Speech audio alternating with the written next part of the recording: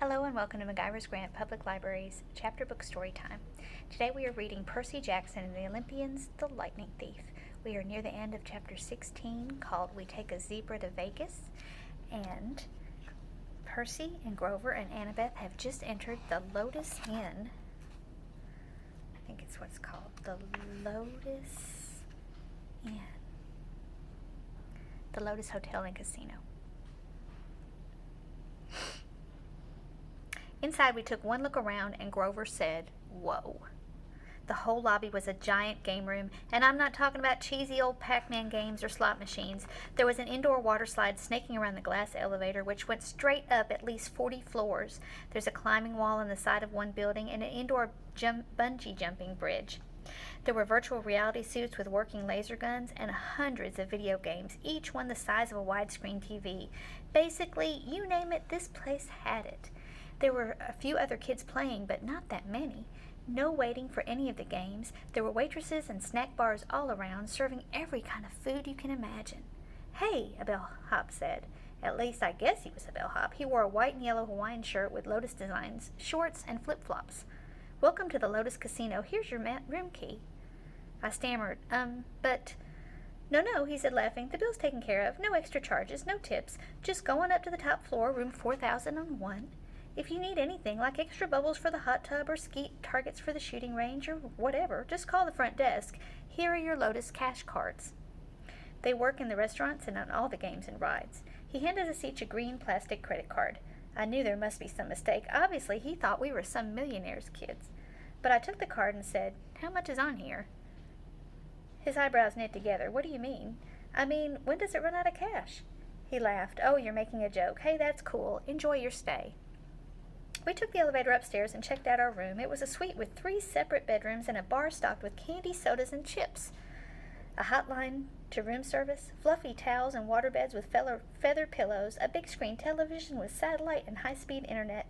The balcony had its own hot tub, and sure enough, there was a skeet shooting machine and a shotgun, so you could launch clay pigeons right over Las Vegas skyline and then plug them with your gun. I didn't think see how that could be legal, but I thought it was pretty cool. The view over the Strip and the desert was amazing, though I doubted we'd ever find time to look at the view with a room like this. "Oh, goodness," Annabeth said. "This place is sweet," Grover said. "Absolutely sweet." There were clothes in the closet, and they fit me. I frowned, thinking that this was a little strange. I threw Aries' backpack in the trash can. We wouldn't need that anymore. When we left, I could just charge a new one to the hotel store. I took a shower, which felt awesome after a week of grimy travel. I changed clothes, ate a bag of chips, drank 3 Cokes, and came out feeling better than I had in a long time.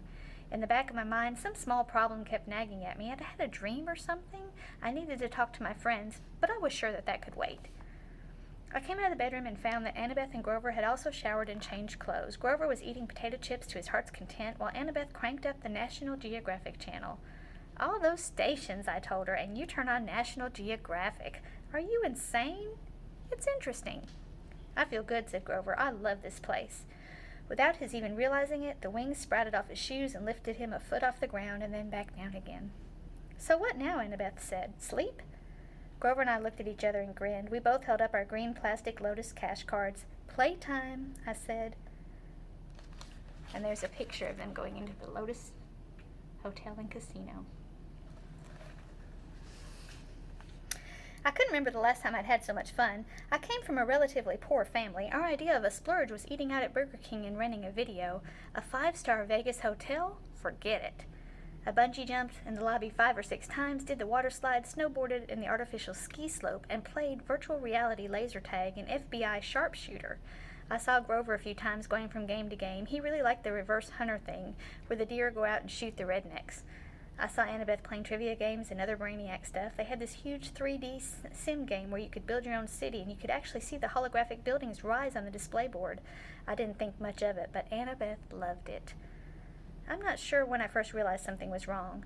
Probably it was when I noticed the guy standing next to me at the VR sharpshooters. He was about 13, I guess, but his clothes were weird. I thought he was some Elvis impersonator's son. He wore bell-bottom jeans and a red t-shirt with black piping, and his hair was permed and gelled like New Jersey girls on homecoming night. We played a game of sharpshooters together, and he said, "Groovy, man. Been here 2 weeks, and the games keep getting better and better." Groovy? Later, while we were talking, I said something was sick, and he looked at me kind of startled, as if he'd never heard that word used before. He said his name was Darren, but as soon as I started asking him questions, he got bored with me and started to go back to the computer screen. I said, "Hey, Darren." "What? What year is it?" He frowned at me. "In the game?" "No, in real life." He had to think about it. 1977. "No," I said, getting a little scared. "Really?" "Hey man, bad vibes, I got a game happening." After that, he totally ignored me. I started talking to people, and I found it wasn't easy. They were glued to the TV screen or the video game or to their food or whatever. I found a guy who told me it was 1985. Another guy who told me it was 1993. They all claimed they hadn't been there very long, a few days, a few weeks at the most. They didn't really know, and they didn't really care. Then it occurred to me, how long had I been here? It seemed only like a couple hours, but was it? I tried to remember why we were here. We were going to Los Angeles. We were supposed to find the entrance to the underworld. My mother, for a scary second, I had trouble remembering her name. Sally Jackson. I had to find her. I had to stop Hades from causing World War III. I found Annabeth still building her city. "Come on," I told her. "We've got to get out of here." No response. I shook her. "Annabeth?" She looked up, annoyed. "What?" "We need to leave here." "Lee, what are you talking about? I've just got the towers. This place is a trap." She didn't respond until I shook her again. "What?" "Listen, the underworld. Our quest." "Oh, come on, Percy, just a few more minutes." "Annabeth, there are people here from 1977, kids who have never aged. You check in, and you stay forever." "So," she said, "can't you imagine a better place?" I grabbed her wrist and yanked her away from the game. "Hey!" she screamed and hit me, but nobody else even bothered looking at us. They were too busy. I made her look directly into my eyes. I said, "Spiders, large hairy spiders." "Hey!" That jarred her. Her vision cleared. "Oh my God," she said. "How long have we—" "I don't know, but we've got to find Grover." We went searching and found him still playing virtual deer hunter. "Grover," we both shouted. He said, "Die, human! Die, silly, polluting, nasty person!" And there is Grover playing that game. "Grover!" He turned the plastic gun on me and started clicking, as if I were just another image on the screen. I looked at Annabeth, and together we took Grover by the arms and dragged him away. His flying shoes sprang to life and started tugging his legs in the other direction as he shouted, "No! I just got to a new level! No!" The Lotus bellhop hurried up to us. "Well, now are you ready for your platinum cards?" "We're leaving," I told him.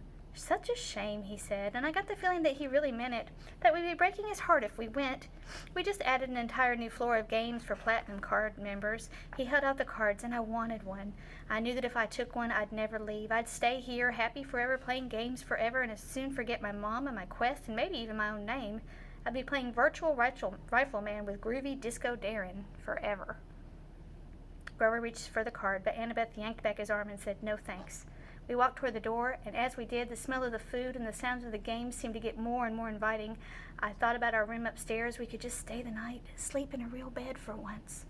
Then we burst through the doors of the Lotus Casino and ran down the sidewalk. It felt like afternoon, about the same time of day we'd gone into the casino, but something was wrong. The weather had completely changed. It was stormy, with heat lightning flashing out in the desert. Aries' backpack was slung over my shoulder, which was odd because I was sure I'd thrown it in the trash can in room 4001. But at that moment, I had other problems to worry about. I ran to the nearest newspaper stand and read the year first. Thank the gods it was the same year it had been when we went in. And then I noticed the date, June 20th. We had been in the Lotus Casino for 5 days. We had only 1 day left until the summer solstice. 1 day to complete our quest. And there's a picture at the bottom of that chapter. We're going to stop there, and we're going to start next time with chapter 17, We Shop for Waterbeds. Do you think that they should get a waterbed when they're 1 day away from completing their quest? Let's see what happens. We'll find out what happens next time. Thank you for joining us. Have a great day.